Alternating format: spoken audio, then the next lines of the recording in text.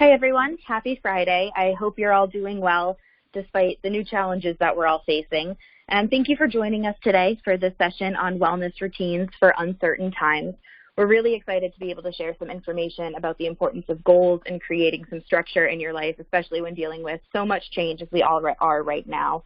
My name is Emily Scahill. I'm the manager of peer advocacy supports and services at MHA's national office, and I will be here moderating the webinar in case any of you guys have tech questions or whatnot.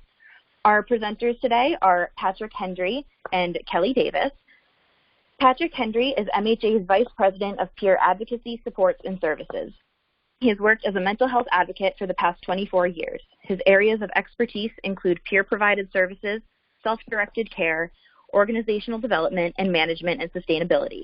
He is the former executive director of the Florida Peer Network and has assisted in the development of numerous peer-run organizations and programs. Patrick is a strong supporter of the inclusion of mental health consumers in all aspects of the behavioral health system. Kelly Davis is the Director of Peer Advocacy Supports and Services at MHA and works to promote the expansion of peer support throughout healthcare. She also leads MHA's Collegiate Mental Health Innovation Council, which is dedicated to highlighting and expanding student-led programs that fill gaps in traditional services and supports on campus. Kelly is passionate about empowerment, civil rights, positive psychology, peer support, and trauma-informed care. In 2019, Kelly was awarded the Disruptive Innovator Award by the International Association of Peer Supporters, an award given to a young person changing mental health through positive disruption. Some logistics before we get started. In the start meeting window, there's a chat bubble, which you can click on to open up the messaging window. Looks like many of you have already found it. So feel free to drop in any questions through there. We'll go through them Q&A style at the end, or if you guys have any tech questions, I'll be here to help sort that out. And we will be recording the webinar and sending it out along with the slides afterwards. So with that, I will turn it over to Patrick and Kelly to get us started. Awesome. Thanks, Emily. Next slide, please. All right, so before we get started, I'm Kelly Davis. I'm the Director of Peer Advocacy Supports and Services in the National Office of MHA. And I just wanted to take the time to acknowledge everybody who's joined us today, to set some time for yourself or for others, and to just think about the importance of wellness routines during everything that's going on. So as Emily said, we'll share slides and we'll share the recording, but I would also encourage you, if you can, to take notes. We'll be going through a specific process, and a lot of times we attend things like these, whether we're a peer specialist or a therapist or a manager of some sort, to take things that we can learn for other people. But I think during this time, a lot of these things are really good for ourselves too, and I always encourage people to, engage in experiential learning, especially before they share things with other people. So just to quickly review, our learning objectives for today is 1, learn the impact of goal setting and routines on well-being. 2, explore a model for achieving and sustaining wellness goals. And 3, explore the importance of self-compassion in times of crisis and uncertainty. Next slide, please. So to state the obvious, things are hard and scary right now. Most of us have had our lives disrupted in many ways. So whether we lost a job, we're not able to see our friends, we can't leave our apartment, we can't leave our house, we could be worried about our safety and being able to meet our basic needs. We could be worried about our loved ones, whether it's our parents, whether it's our kids, our coworkers. And we might just be worried about people generally, right? So it's a really hard time for the entire world, and we might be worried about that too. And there's a great sense of powerlessness and uncertainty among a lot of people.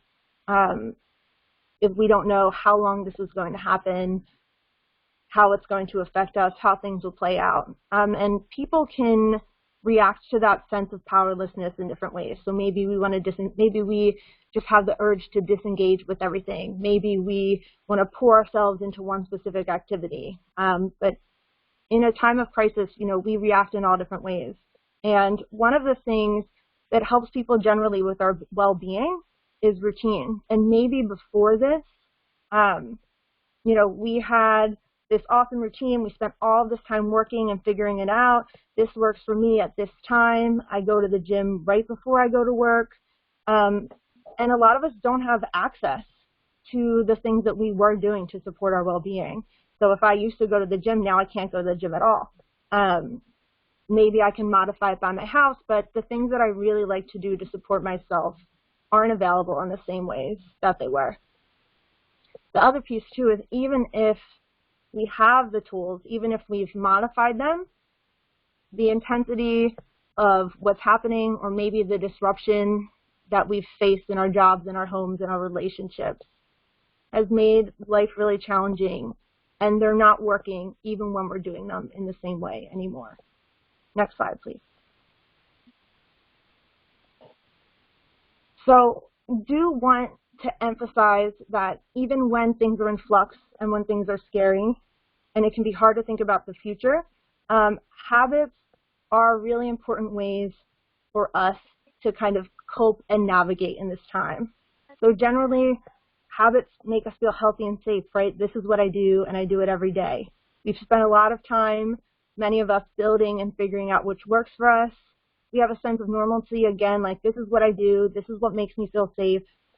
And thinking about our goals or, what we would like to be, where we want to move towards, can help us build and stick with routines and habits that work, especially when things are so different now and when how we move in the world is so different now. It can be hard to stick to the things that we want to do every day, but really thinking about goals and where we want to get to, even in this time of uncertainty, can help us support our well-being. Next slide, please. So research shows that goals, one, help us move towards something. So when we have this sense that we're being pulled towards something, it can give us a sense of purpose or meaning that help us to keep doing the thing even when it's hard, but can also help us to keep moving even when everything is hard. The second thing we know about goals is that they give us structure and schedules. So many of our lives are very different or somewhat different right now. We may be used to going to school every day. We may be used to going to work every day.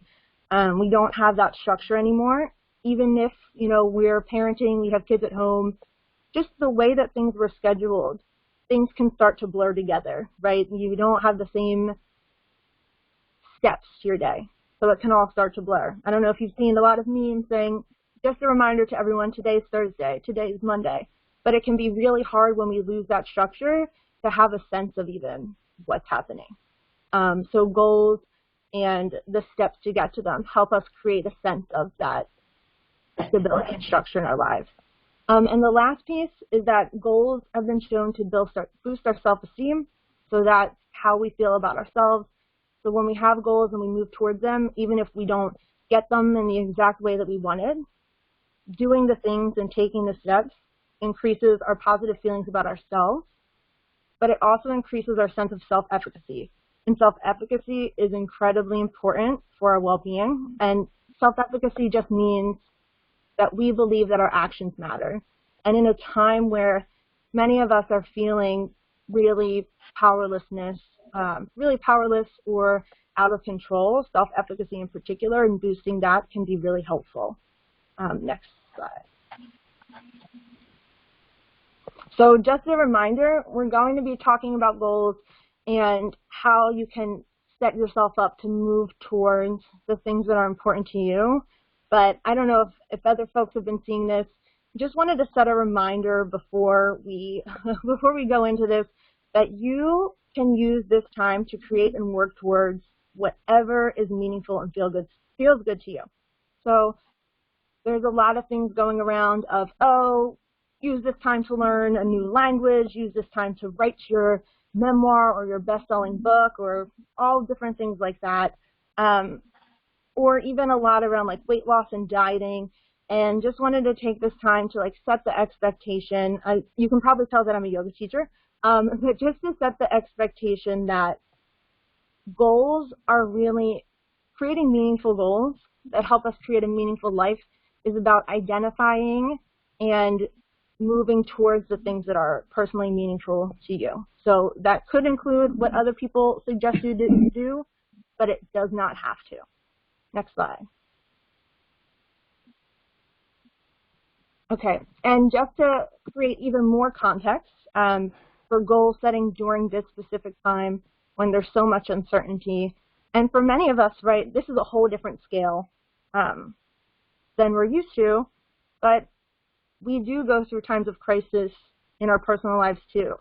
And it can be really hard, and we can be really hard on ourselves during times when there is a lot of uncertainty that, oh, I have to do this, I have to do this, I have to be this way.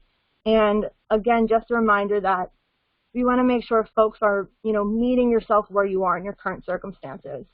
So if, you want to be like the guy, running a marathon is really important to you. I saw in the news there was a man who did the equivalent of a marathon on his porch.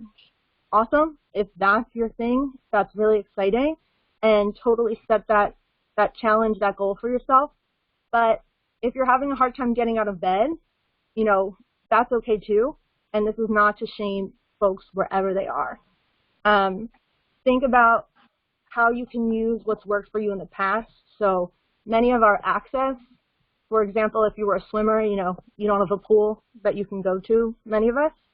But think about some of the things that have worked for you in the past and how you might be able to modify or change them to fit your life right now. The third point, you don't have to do it all alone.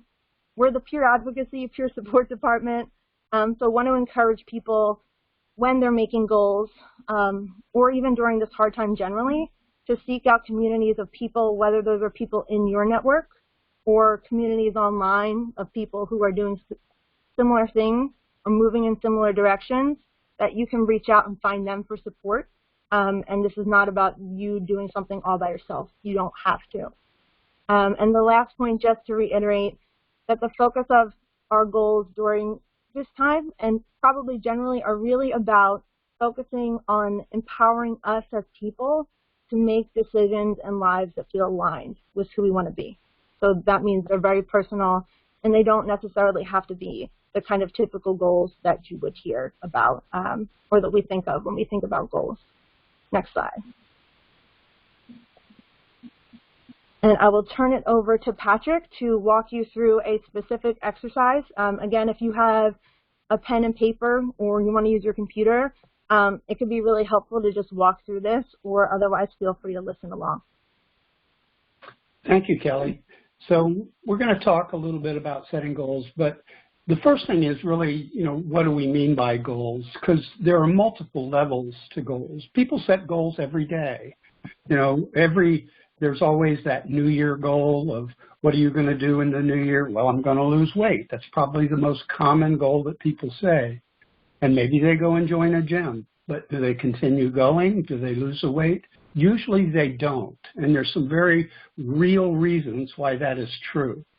Goals give us kind of a sense of control in a world that's out of control right now. So when we can figure out what our real goals are and identify them more clearly than just something that we say, I want to lose weight, I want to take a class, I want to do something very specific, that's not enough of a strength that we have to make the changes that we need to make. You have to arrive at what is called the benefit, which is the ultimate goal that people are really seeking. Next slide, please.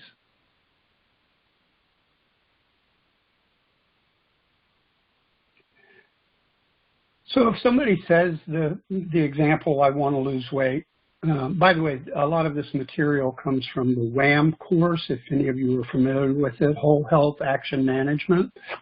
We've taken it a little bit further. But one of the things, if somebody says, I want to lose weight, my first question is, why do you want to lose weight? And the person might say, well, I want to feel better about myself. So what would the benefit of feeling better about yourself be? They might answer, I won't feel so self-conscious.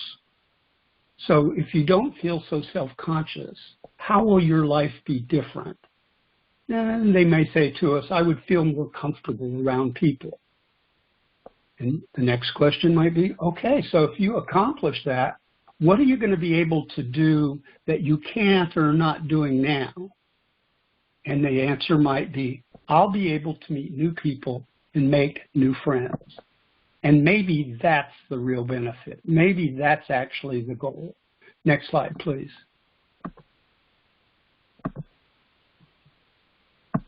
So the person may be seeking actually to form new friendships and meet new people. But the other steps, the step of losing weight, the step of feeling less self-conscious, the step of going out and meeting new people, all of those things are necessary to achieve the deeper goal. But understanding what the real goal is what makes us fight for change.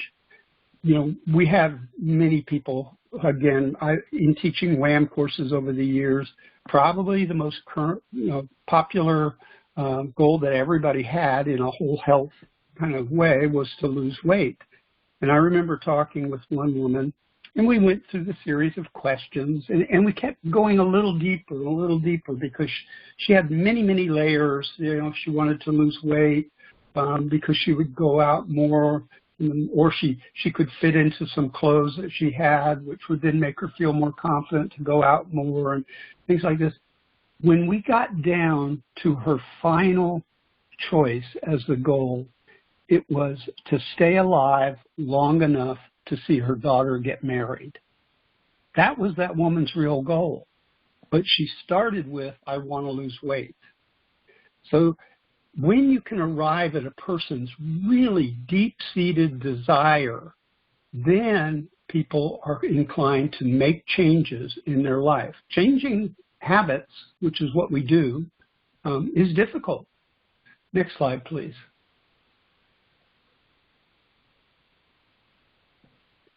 So when you set a goal, you want to say to yourself, why do you want this goal, and what are the benefits going to be, and how will your life be different?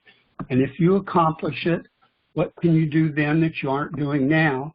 But again, like I said, with some people, you have to dig even deeper.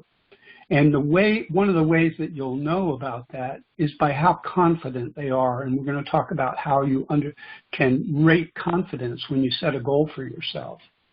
Next slide, please.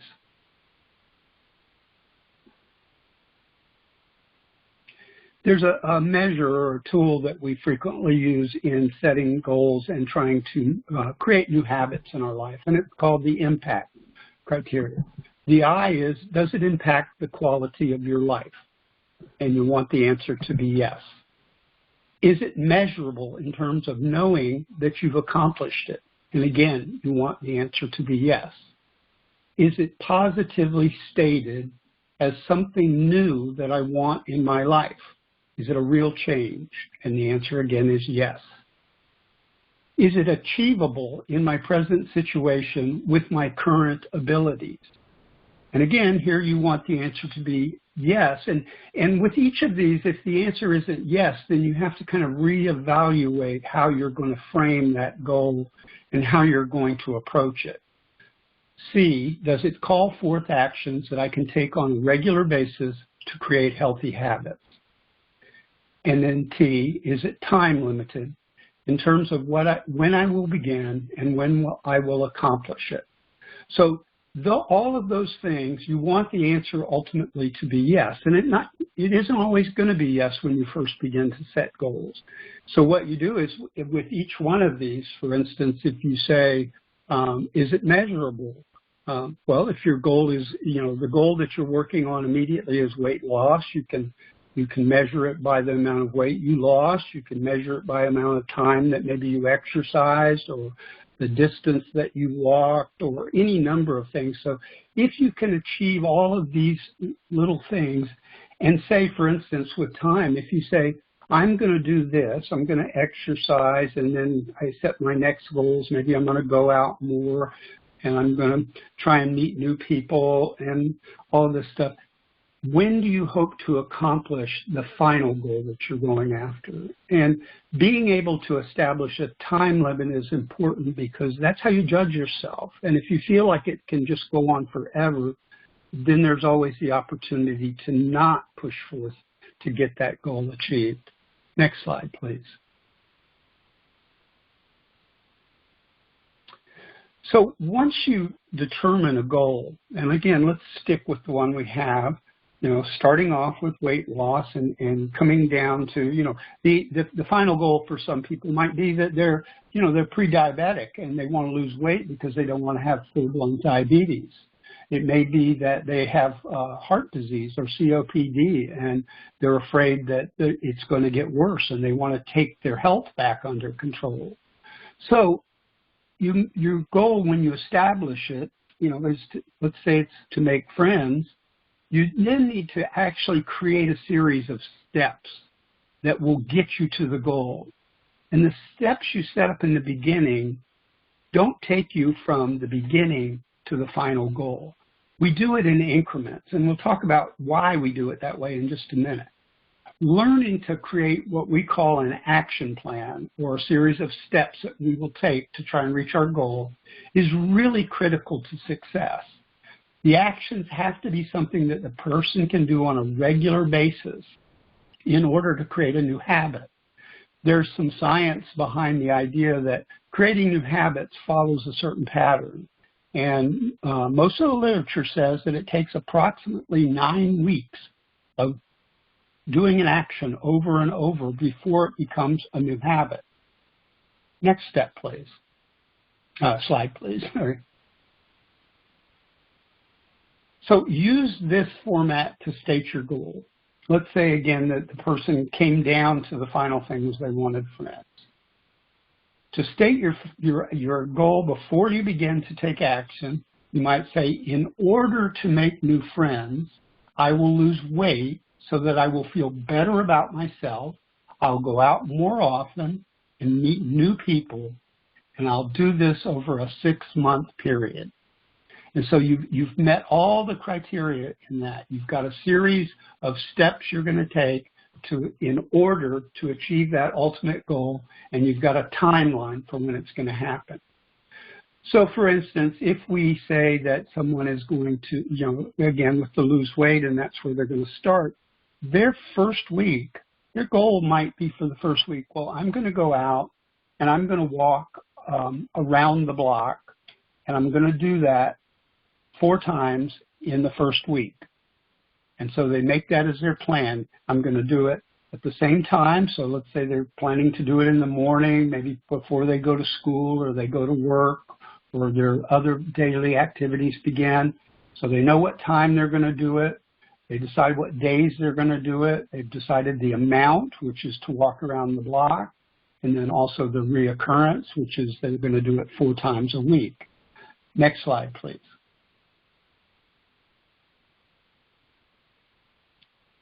So one of the reasons why we want to create these action plans, and they change from week to week as you progress, and the reason is that a little bit of success leads to greater success. And so if you start off with that, the idea that I'm going to walk around the block.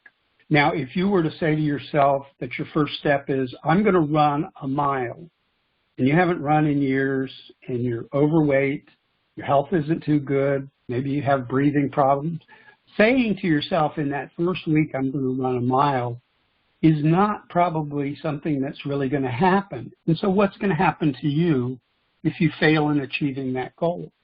Now you're going to feel angry with yourself, maybe less confident, and there's a good likelihood that you will then abandon your goal and not continue. And that goes back to the New Year's resolution thing where people say, I'm going to lose weight, I'm going to join the gym, I'm going to go every week like 4 times right after work. And, people come up with these goals, but they don't come up with the steps that will get them to each level of the bigger goal. So little habits, little changes have a big impact. And it does it because it builds us up. When we do something repeatedly, we feel better about it, and we can extend it more. We can risk a little more, and that's the thing. When you have a little bit of success and you took a little risk in the beginning, because let's say you've not been somebody who got out and walked in the evenings, and you haven't even done that, so you're taking a little risk by saying, I'm going to walk around the block. And maybe you live on a big block, maybe you live on a small block, but You're taking a little risk. And if you conquer that risk, if you achieve that goal, you're going to feel good. And if you feel good, you may extend that risk in the following week. Next slide, please.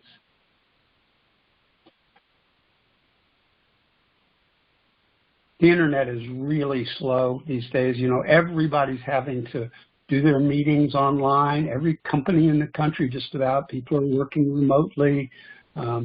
People are spending way more time on the internet. So you'll find out, if you, particularly if you're doing any teleconferences yourself or anything else on the internet, you'll find out that there's a lot of problems. And everybody I've talked to, every company that I've been in touch with over the last few weeks has had the same kind of problems. So when you start to build that action plan, you're going to list some specific action. And so you would say to yourself, some of the things I could possibly do or need to do each week to accomplish my goal. So let's stick with that plan and that goal that we talked about. So in the first week, I'm going to walk around the block. I'm going to do that 4 times a week.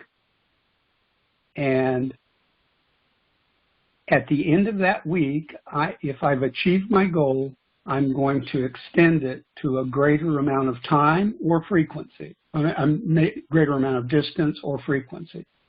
Next slide, please.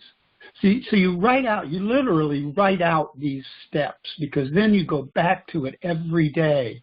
You know, almost all of us at some point in our life has tried to lose weight, and through a diet or exercise or a combination of the two. And we know one thing that actually helps us to accomplish it is to write things out.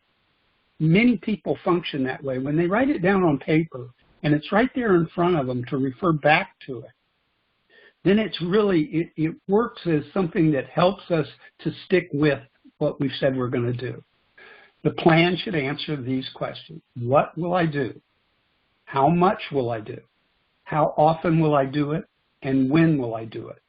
So our plan, where we say the person's going to walk around the block 4 times a week, they're going to do it, let's say they're going to do it before they go to work in the morning. So they've answered all those questions, what they're going to do, how much, around the block, how often, 4 times a week, when, in the morning before I go to work. Next slide, please.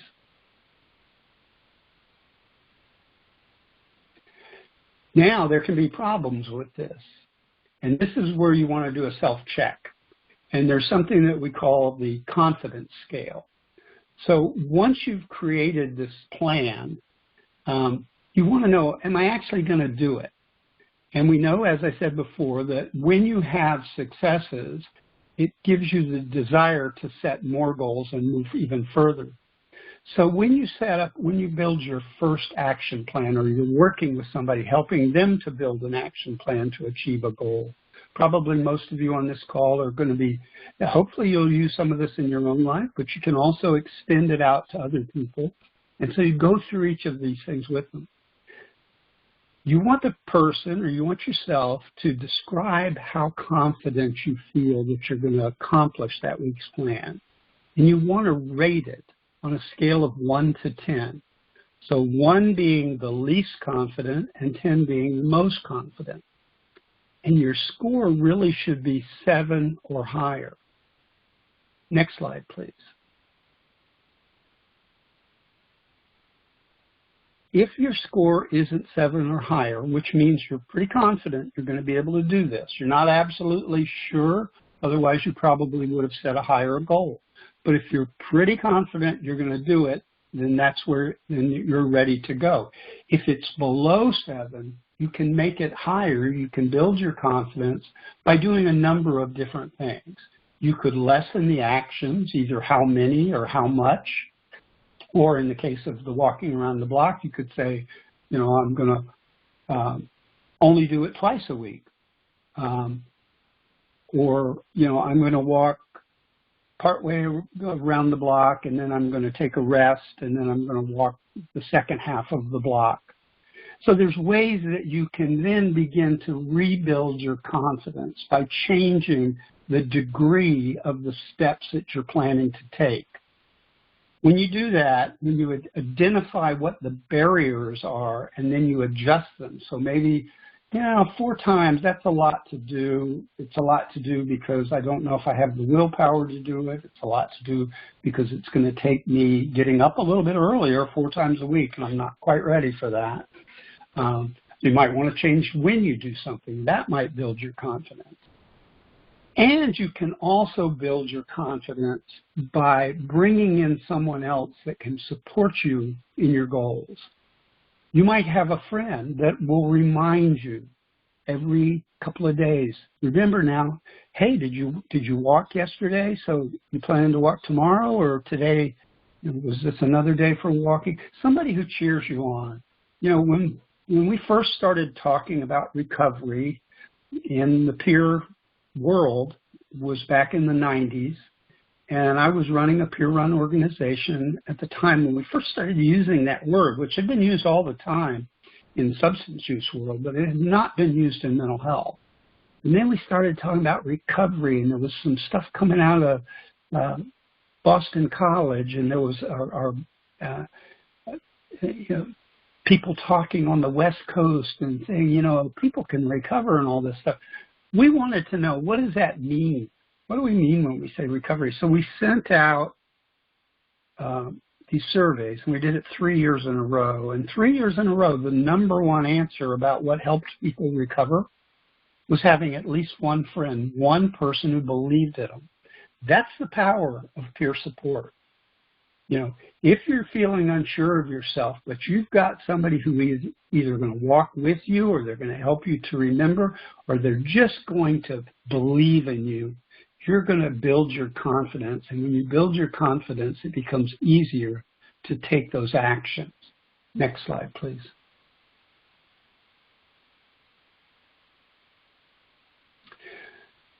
So we go back to our plan. And you ask yourself, how confident am I about achieving that goal? And then if I'm not, we ask ourselves, what can we do to raise that confidence level? And we just talked about the different things: changing amount, changing frequency, getting peer support, anything that makes it more doable for us. It can be other things too. One of the things that, like I said, that helps a lot of people when they do these action plans is to have it written down and actually make up a chart. And maybe you put it on your refrigerator so that you see it every morning when you get up. It's right there, and it's got little boxes on it. So you check off each day when you do your walk for that week or for that day. Next slide, please. So when you do that, when you keep track of your progress, you've got this wonderful visual thing that's saying you're succeeding. You're doing it the way you said you were. So check it off or write it down, keep a journal, whatever you can to measure your success and that you can refer back to. Because, again, you may get into the second or third week and you're walking further distance and you're walking more frequently and all that. And now you might have a little hiccup and you might have a week where you don't fully achieve your goal. But you can look back and you can see that you took those steps before and succeeded with those. So what's going on? Why didn't I succeed this time? Maybe I wasn't honest with myself about how confident I feel. Maybe I overextended what I could really accomplish. If you know that you were able to accomplish the previous action plans, and you do this again, you do a new action plan each week with a new part of your ultimate goal. Measuring your success with your plan is going to help you to realize when you've accomplished each step of the goal that you're working towards. Next slide, please.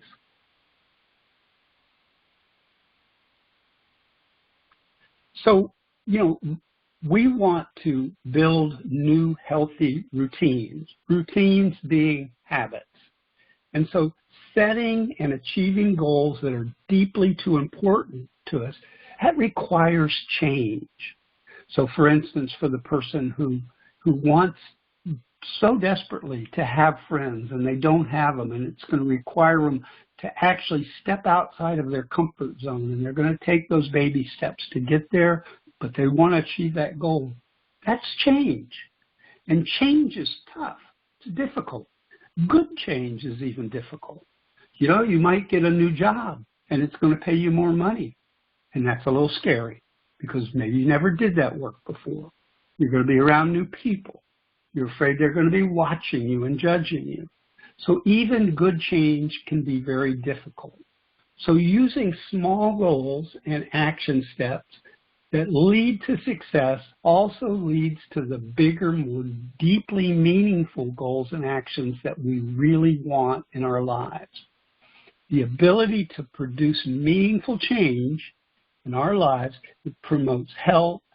It certainly promotes self-esteem. Think about it. I mean, if you're one of those people that has said, I'm going to lose weight, and you've done it, think how good you felt about yourself.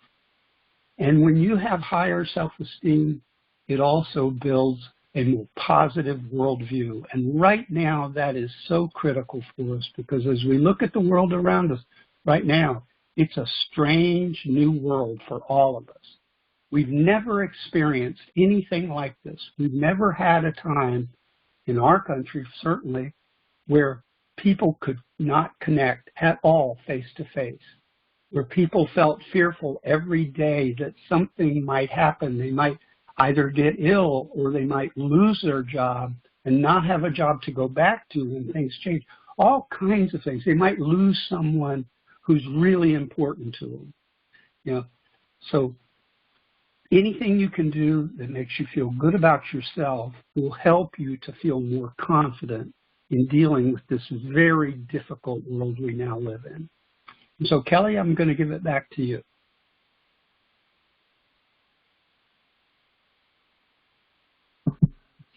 Okay, sorry, how do I unmute myself? Thanks, Patrick. Next slide, please. So, like Patrick was just saying, especially, you know, with this chaotic time, goals can really help us set up a structure for ourselves, give us something to look forward to. So whether your goal is to lose weight, maybe start a blog, maybe you wanted to meditate regularly. I know I found a keyboard at Goodwill like 2 months ago for $10. So everybody in my house has heard like really bad keys to My Heart Will Go On by Celine Dion for the past few weeks, but, you know, my goal is to be able to play that song. So you can really, you know, be creative in terms of, you know, it doesn't necessarily have to be lose weight. It can be anything that really sparks kind of joy and excitement inside of you. So it could be a new goal that we haven't reached before. This could be reimagining of something we were working towards before. Where it could be just, you know, really taking this time to lean into your creativity on how you can think about reaching your goals in the current circumstances. But really just wanted to close on the topic of self-compassion, especially right now. So we'll answer questions in about 5 to 10 minutes before we end, but wanted to touch briefly on self-compassion, which is essentially just showing yourself the same kindness and patience that you would to anybody else. And the concept of self-compassion breaks down to 3 separate things, as defined by self-compassion researcher Kristen Neff. She has a really awesome book. If reading books is on your goals, definitely check hers out. Her name's on the next slide. But the 3 steps are, 1, being kind to yourself. So generally, but especially when you're working on a new goal, you want to talk to yourself the way that you would talk to another person. So if you mess up, you don't immediately say, see, you can't do this. Why would you try to change? But really saying, okay, you know, the second piece is feeling a sense of common humanity. Making mistakes is a thing that we all do as people. Feeling scared right now is pretty much a thing that we collectively are feeling. So just noticing that. And then the third piece is building mindfulness. So paying attention to those thoughts that you have about yourself. So it kind of works in a process. Noticing when when you make a mistake, when you're beating up on yourself, just noticing those thoughts, remembering that you wouldn't talk to somebody else like that. And feeling, this sense of, okay, lots of people, nobody's perfect. everybody's having a really hard time right now, and it's okay if I am too. And I just wanted to close, folks, if you have questions, please put them in the chat box. But next slide, just wanted to close on something that has been really helpful for me in my well-being from the same researcher who I mentioned, Kristen Neff. And, you know, as a person with lived experience in early sobriety, specifically for me, this kind of mantra was really, really helpful in creating kind of a big change in my life. So this is a moment of suffering. Suffering is a part of life. May I be kind to myself in this moment, and may I give myself the compassion that I need. So I wanted to close on that, you know, as we're moving towards the things we want, making sure we have the patience for ourselves that we would give to other people during this time. Next slide. So, Kelly, I'd like to just add something to the conversation before we move on to questions, if that's okay with you. Sure.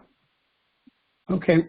I wanted to say, we know that most of the people who are actually on this webinar today are people who do some work in the field, and probably the majority of you are peers, other people who are helping their peers, other people who have a diagnosis or have experienced trauma or have experienced all kinds of things that change our lives, and where having peer support can be really beneficial. So if you're one of those people and you find yourself in that helper role, and you can also use these things for yourself, think about when you've tried to work with people in the past. And you don't have to be a peer to think about this. But, think of somebody who's been hospitalized, and they've gone through a major crisis, and they've been hospitalized. They come out of the hospital, and you talk to the person, and you say, so what are your goals? Well, when you've lived in that kind of environment, particularly if you had a long-term hospitalization, your goals begin to shrink because your worldview really shrinks. So when you ask somebody, for instance, who's just been released from the hospital, their goal might be to stay out of the hospital. It might be to stay out of jail. It might be to take medication. If you use this system in working with people, and start asking them more and more and more, and let them understand that they don't have to limit their goals to that they can look out and see the whole world in front of them and all kinds of possibilities of what their life can be. For that person, that is a wonderful experience, and you can see it in their face when that first hits. But you know what? For each of us who does this kind of work, that's also probably the best experience we can ever have, is when we see that somebody else has realized that they can have a meaningful life that they choose. So these things seem simple. They actually are simple, but it's really critical that you reach a person on that level that moves their heart. So if we can go to questions now. Yeah, great. Thank you both. Just a reminder, I see a lot of you talking in the chat box about how these are great tools to utilize with the people that you work with, but don't forget to use them with yourself too. And if you have any questions, we don't have any as of right now, but if anyone has any questions about anything we discussed today, goals, structure, especially in this kind of time when everything's a little all over the place and we don't have as much structure as we usually do, pop them in there. We have a few more minutes that we can use to discuss that. So I'm also paying attention. This is Kelly. Obviously, this is me because there's only 3 of us talking. Sorry, I forgot. I've been on too many conference calls and video calls this week. I'm looking at the chat bot and just wanted to say, so as Emily mentioned, the slides and the recording will be available. If you've registered for the webinar, you'll get them via email. But also wanted to let folks know that as part of our kind of work right now, we're going to be doing about typically two of these a week on different topics. So if you're not signed up for our emails, or if you don't kind of follow us on social media or anything, please do so if you enjoyed this and you're interested in doing similar things. And Patrick And my emails are both on the screen right now as well if you wanted to talk to either of us directly. Great, thanks, Kelly. So we got one about people suffering from a lack of motivation right now. So I guess what would you guys say is the very first step to start creating structure or accomplishing goals? Let me start, and then Kelly, I know you'll have some good stuff on this too. Lack of motivation, we all experience that at times, and it goes back to that idea that change is difficult, and it's actually scary too. And lack of motivation frequently is because of the fear of taking risk. There are different systems for helping people to overcome that kind of lack of momentum. Motivational interviewing is one. You try to meet a person and begin to engage when they have not yet decided they're going to make a change. They might just be beginning to think about it. They're ambivalent. And so there's different kinds of ways that you can build motivation. But one of them is by challenging the person on something else that you know they can accomplish. And it may just be something in a conversation, or it might be something that you ask them to write down for you. But just anything that you can get the person to do. It doesn't have to be related to a long-term goal of any kind. But what you want are those little successes because it builds confidence. And motivation is very strongly linked to confidence. I mean, sometimes we're not motivated because we're tired or because, we're stressed out, and certainly everybody's stressed out right now. But as you build healthy routines, you're far more capable of living through what we're going through now in a way that doesn't tear you down. So, Kelly, I'm sure you've got much better stuff. No. That was great, Sanjay. I would echo, I think, the importance of utilizing other people. So I know many of us, there's periods in our lives where we can be really isolated from other people, and maybe we don't have anyone to talk to, or maybe the people around us aren't especially supportive. So I would say really look around online for different communities, because I think having feedback and committing to things with other people, at least in my experience, has really enhanced my motivation to do things when I didn't want to. And I think it's even harder being quarantined and trying to keep the motivation to do things by yourself. So I think finding a community online can be really helpful. I would also say there's one thing where, if you're really struggling with motivation, in the times where I've experienced severe depression, and it's been really hard for me to do anything, I really had to adjust my goals. So maybe it was starting much smaller. So if I was having a hard time, if I wanted to exercise, right, maybe it was just if I wanted to go running, maybe it was just you with walking outside, right? So when Patrick was talking earlier, you can break them down smaller and smaller until you feel comfortable getting started with them. I also say too, I mentioned earlier being in recovery. For those of you who are, you know that there's a billion quotes, and one of the quotes that I think that's always stuck with me is act yourself to right thinking instead of thinking your way to right action. So sometimes it's just getting over the bump of starting to do small things that change the way you feel, and then that can become kind of a cycle that feeds off of itself. Because sometimes it's just if we can get ourselves just to do the small little things at the beginning, it builds our confidence to move further towards the things that are hard for us. I'd like to give one more example while, Emily, you're looking for other questions.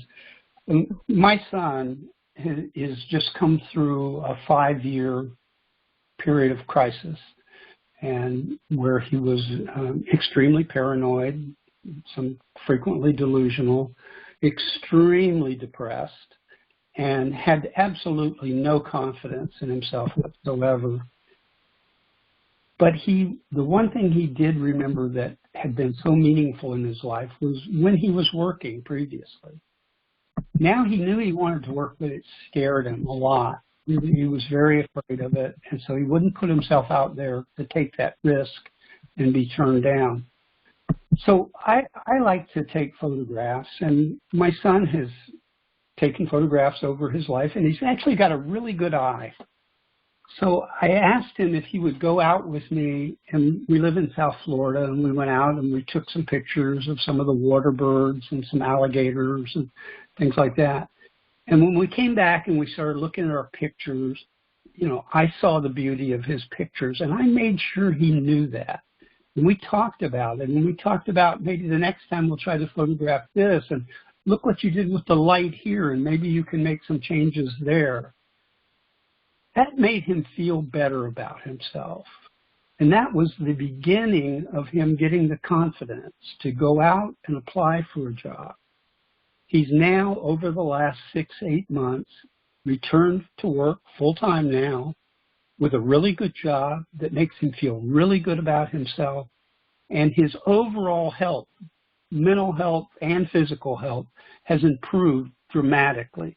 So it wasn't about anything that had to do with his goal about going back to work. It was just something that made him feel good about himself. That was his motivation.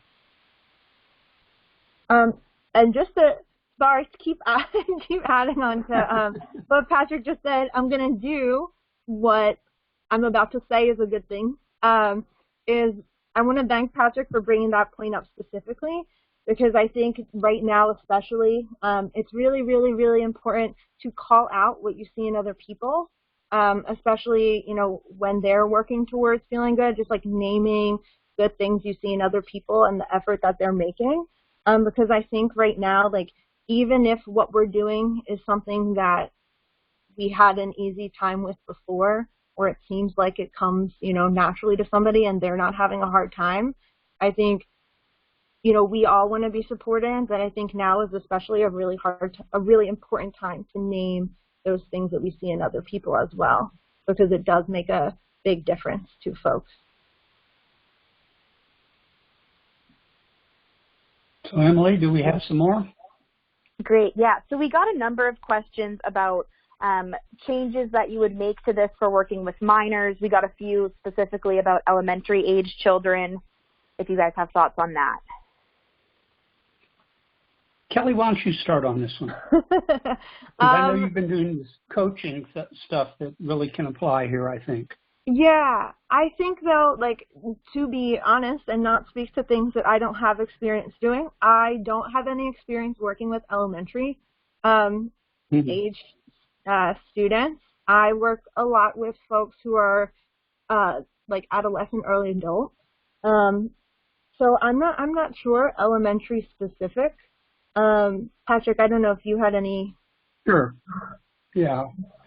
You know, it's really the same thing. And for those of us who, you know, have raised children or are raising them currently, we know that confidence, again, is a really big issue, and particularly at certain ages where confidence tends to lag behind. We also know that other kids are frequently, you know, a negative factor in somebody who already doesn't feel particularly confident in their own abilities. You know, particularly middle school. You know, elementary school is a little bit kinder than middle school. But it's the same thing. You just do it in different ways. So if you've got a child, for instance, my other son, very shy, very reluctant to take chances, you know, extremely smart, but he really had a difficult time taking chances. And so we did the same kind of things I was talking about with my older son, with Dave, about doing something that I knew he was going to do well, that would make him feel better. So with Joe, my youngest son, we picked out a few things that we knew he liked and we knew that he could do well. For instance, you know, he was like really, really good at puzzles and word games. So we would do that at home. We would play those games. And every time he succeeded and moved a step up, we made sure we recognized that.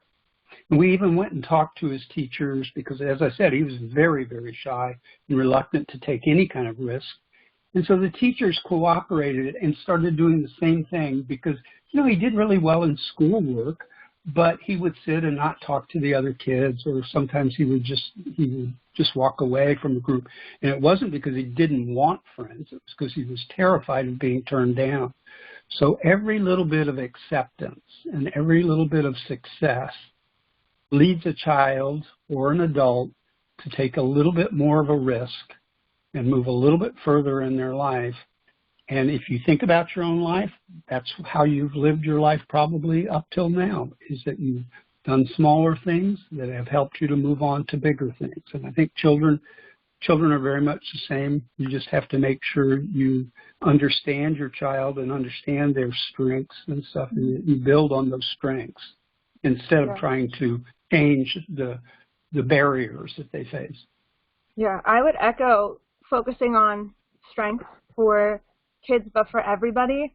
I think, too, for kids, for teens, for young adults, a lot of the goals that they're supposed to be working towards are things that are thrust upon them by other people. So taking the time to listen, not only play into and emphasize the strengths of kids and young adults, but also making sure that you are asking them what personally resonates with them. Because I think, as adults, we don't want people to say, do this. And there's a lot of socially prescribed goals that we don't resonate with. And I think we forget that younger people also have personalities and specific things that they want and specific ways that they want to be engaged. So I think emphasizing strength, but also listening, because they also have good ideas, and they can be helpful in figuring out what works for them too.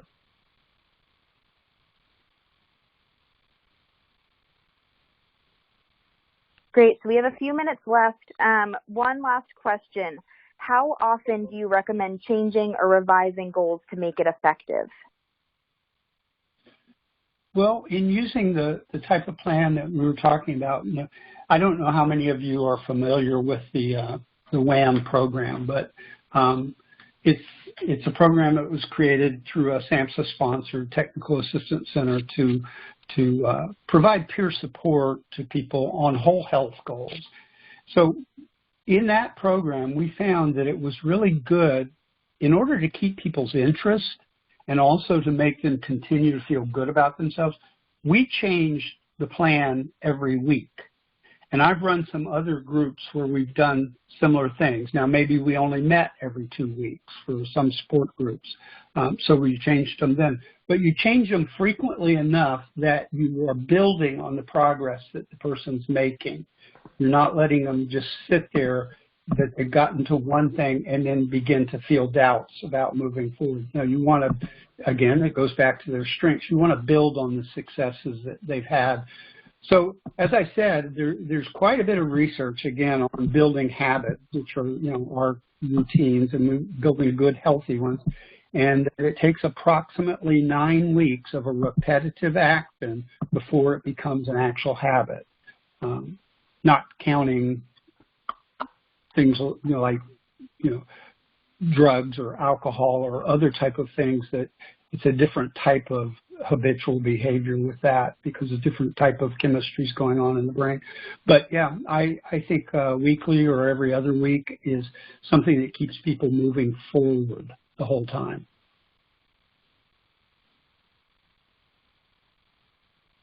Great. So I think with that, we've covered most of the questions that were in the chat box. I also love seeing all you guys talk with each other. So this has been really awesome. Thank you, Patrick and Kelly. And everyone, like Kelly mentioned, keep an eye on MHA's social media and website. We'll be doing more webinars and putting out more resources about coping and getting through this time together. So thank you, everyone, for joining. We will be in touch with the recording and slides, and have a great weekend. Thank you, everyone. Thanks, everyone.